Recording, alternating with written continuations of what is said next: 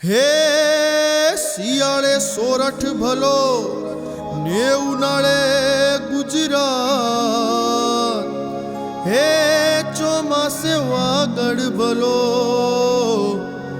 ને આપણો કચ્છડો બારે માસ, હે મારો કચ્છડો બારે માસ।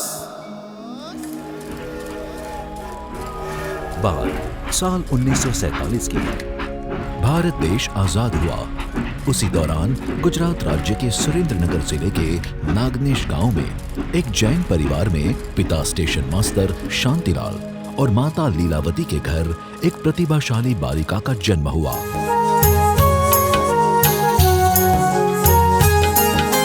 पुत्री रत्न जे जण्या नागनेश भलू एक गाम, धन्य धरा गुजरात मारी धन्य धरा गुजरात। बचपन से ही 4 बहनों और 2 भाइयों को अपने पिता से शालीनता और मां से उच्च संस्कार की दीक्षा प्राप्त हुई। इस बालिका ने अपनी प्राथमिक शिक्षा मोटा राजुला और उच्च माध्यमिक शिक्षा सोनगढ़ गुरुकुल कन्या विद्यालय में प्राप्त की। वह शैक्षिक और अन्य प्रवृत्तियां जैसे कि हॉकी और ऑब्स्ट्रक्शन रेस में कुशल थी। शिक्षकों के बीच उसकी छवि एक उत्कृष्ट छात्रा की थी। 10 वर्षों तक अहमदाबाद की एक हॉस्टल में रहकर अथक परिश्रम और अभ्यास करते हुए अंततः उसने अपना डॉक्टर बनने का सपना साकार किया। ये कहानी है कड़ी मेहनत से भरी जिंदगी की। ये कहानी है एक प्रेरक व्यक्तित्व की। ये कहानी है महिला सशक्तिकरण की। ये कहानी है ज्ञान, कर्म और भक्ति के संयोजन की। ये कहानी है डॉक्टर श्रीमती नीमाबेन आचार्य की। मेडिकल की पढ़ाई के दौरान नीमाबेन की मुलाकात डॉक्टर भावेश भाई आचार्य से हुई। यह मुलाकात दोस्ती और फिर प्यार में बदल गई और 1970 में वे विवाहित हुए। नीमाबेन गृहस्थ जिंदगी के साथ साथ पढ़ाई में भी संतुलन बनाना जानती थी। इसलिए शादी के बाद भी पति डॉक्टर भावेश भाई आचार्य के सहयोग से उन्होंने MBBS और DGO की डिग्री प्राप्त की। इसके बाद नीमाबेन ने गांधीधाम के सरकारी अस्पताल रामबाग में सेवा देनी शुरू कर दी। समाज और राष्ट्र के लिए कुछ असाधारण और अद्वितीय करने की इच्छा नीमाबेन में अपने छात्रकाल से ही थी और उनकी इसी इच्छा की पूर्ति तब हुई जब उन्होंने स्त्री रोग विशेषज्ञ के क्षेत्र में MD की डिग्री प्राप्त की और गांधीधाम में नवजीवन अस्पताल की स्थापना की। स्त्री रोग विशेषज्ञ के रूप में अपने कार्यकाल में उन्होंने अनेक महिलाओं की स्वास्थ्य संबंधी एवं सामाजिक समस्याओं का निराकरण कर उन्हें नए जीवन का उपहार दिया। चाहे फीस के पैसे हो या न हो, उनके पास आने वाली कोई भी महिला बिना इलाज कराए नहीं लौटती थी। संवेदनशीलता और समर्पण नीमाबेन के व्यक्तित्व की पहचान बन गए थे। उनकी संवेदनशीलता की पराकाष्ठा तो तब हुई जब उन्होंने अपनी गर्भावस्था के आखिरी दिन में 12 प्रसव करवाए और आखिर में अपने बच्चे को जन्म दिया। मेडिकल प्रैक्टिस के दौरान उन्होंने महिलाओं की समस्याओं को बहुत करीब से जाना। उन्होंने महिलाओं पर हो रहे अत्याचार, सामाजिक और आर्थिक शोषण को रोकने के उद्देश्य से अखिल कच्छ महिला उत्कृष्ट मंडल की स्थापना की। समाज के अन्याय से तंग आ चुकी महिलाओं में जागरूकता और आत्मविश्वास लाने के लिए 1990 में गांधीधाम से उन्होंने महिला जागृति अभियान के अंतर्गत आत्महत्या निवारण रथ यात्रा निकाली, जिसमें 10,000 से अधिक महिलाओं ने सकारात्मक रूप से भाग लिया। संत स्वामी श्री सच्चिदानंद जी ने इस पूरे अध्याय का उल्लेख अपने पुस्तक नवी आशा में किया, जिसका शीर्षक उन्होंने गुजरात में जो कोई नहीं कर सका वो नीमाबेन ने कच्छ में कर दिखाया रखा था। जन कल्याण के इस आंदोलन ने नीमाबेन को गुजरात के एक अग्रणी सामाजिक कार्यकर्ता के रूप में लोकप्रिय बना दिया।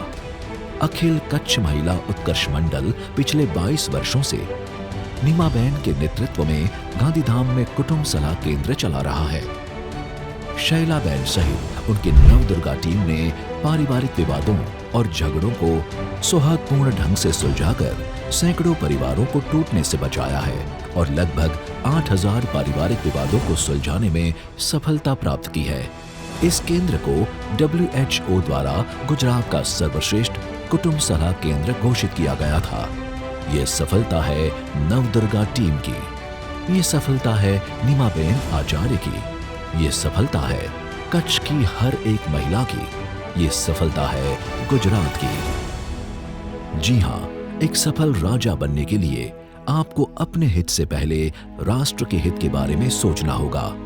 चाणक्य के इन शब्दों को नीमाबेन ने अपने दिल की गहराइयों में उतार लिया और सोचा कि इस स्तर पर जब वे इतने सारे आम लोगों की सेवा कर सकती है, तो यदि वो ऊपरी स्तर पर पहुंचे तो इससे कई अधिक लोगों की मदद वे कर सकेंगी। इस विचार का आना और गुजरात सरकार द्वारा महिला आर्थिक विकास निगम के अध्यक्ष के रूप में नीमाबेन की सिफारिश होना मानो प्रकृति का कोई इशारा ही था। डॉक्टर भावेश भाई आचार्य के प्रोत्साहन से इस अवसर का सहर्ष स्वीकार करते हुए नीमाबेन ने राजनीति में प्रवेश किया। महिला विकास निगम की अध्यक्षा बनकर उन्होंने महिलाओं को वोकेशनल ट्रेनिंग दिलाई, लोन दिलवाए और योग्य प्रशिक्षण दिलवाकर अपने पैरों पर खड़ा किया।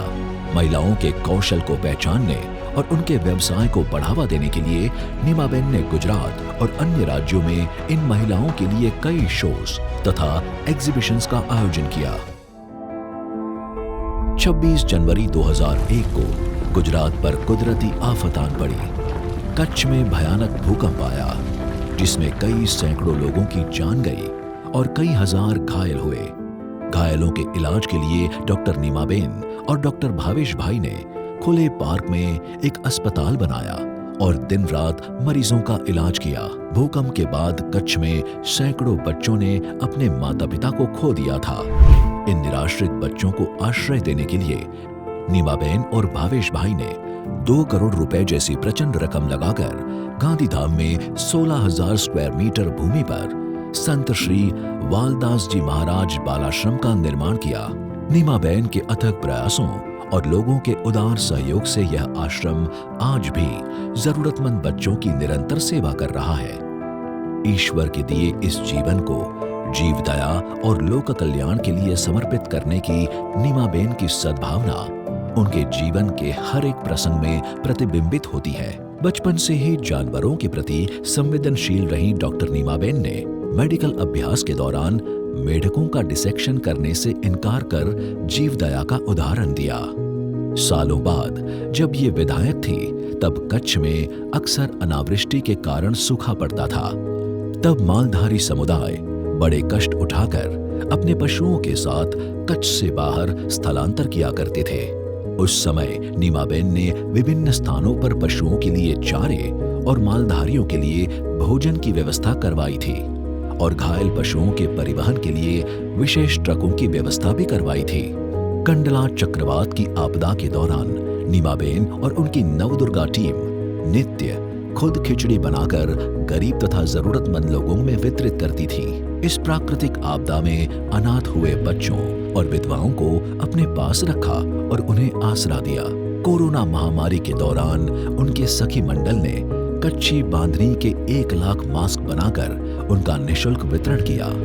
इसके अलावा चिकित्सा उपकरणों का वितरण, राशन किट का वितरण, कोरोना प्रभावित परिवारों के लिए टिफिन सेवा और कोविड केयर सेंटर की व्यवस्था जैसे कई जन कल्याणकारी कार्य नीमाबेन द्वारा किए गए। करीब 3 दशकों तक न तो कभी नीमाबेन ने जन सेवा के काम करने छोड़े और न ही कभी जनता ने उन जैसे नेता को छोड़ा। नीमाबेन 1995 में अबडासा से विधायक चुने गए और फिर 2022 तक उन्होंने कच्छ के विभिन्न क्षेत्रों से विधायक के रूप में कार्य किया। जनहित के कई फैसले लिए और जनता का अपार प्यार पाया। अंजार, भचाऊ, गांधीधाम, अबडासा, नलिया, लखपत, नखत्राना और भुज में इंफ्रास्ट्रक्चर, औद्योगिक, धार्मिक और टूरिज्म केंद्रित अनगिनत कार्य उन्होंने सफलतापूर्वक किए।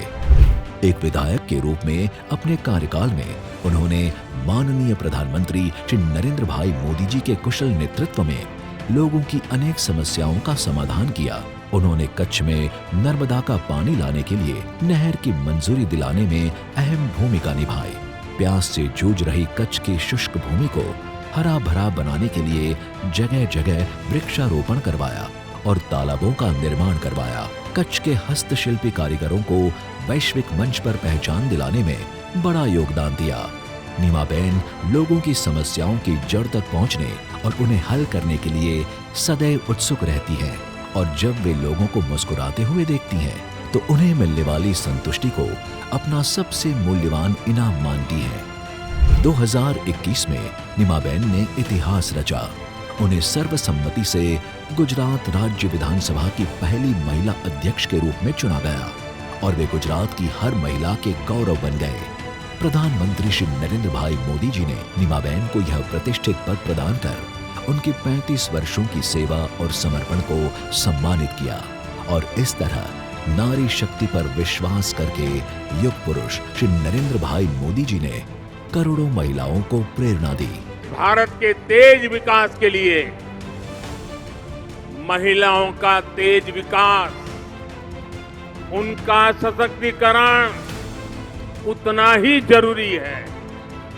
आज भारत महिलाओं की आवश्यकताओं, उनकी आकांक्षाओं को ध्यान में रखते हुए योजनाएं बना रहा है, निर्णय ले रहा है।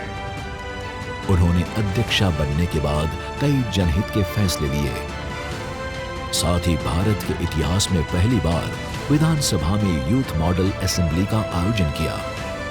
उनके कार्यकाल में देश के राष्ट्रपति ने गुजरात विधानसभा को संबोधित किया, जो भारत के इतिहास में इस प्रकार की पहली घटना थी। नीमाबेन की पसंदीदा प्रवृत्तियों में से एक है अपने हाथों से खाना बनाकर सभी को प्रेम पूर्वक खिलाना। उनके घर जब कोई मेहमान आता है तब वे एक उत्कृष्ट यजमान की तरह अपने हाथों से नए नए व्यंजन बनाकर मेहमानों का सत्कार करती हैं। अपने जीवन में वे विभिन्न आध्यात्मिक प्रवृत्तियों से जुड़े रहे और संतों की सेवा की तथा भारतीय संस्कृति की विरासत को संरक्षित किया। उन्होंने 108 पार्थ शिवलिंगों की पूजा जैसी अनेक पूजाएं एवं विभिन्न यज्ञों का आयोजन किया। नीमाबेन के परिवार में उनके पति डॉक्टर भावेश भाई आचार्य, 2 बेटे मौलिन भाई और मुकेश भाई, 2 बहुएं जागृति बेन और डॉक्टर आरती बेन तथा 5 पोते पोती राजवी, प्रयाग, खुशी, शान और राजेश्वरी शामिल हैं। वे अपने परिवार को अपनी खुशियों की परिभाषा मानती हैं। पति श्री भावेश भाई आचार्य गुजरात रेड क्रॉस के पूर्व अध्यक्ष रह चुके हैं।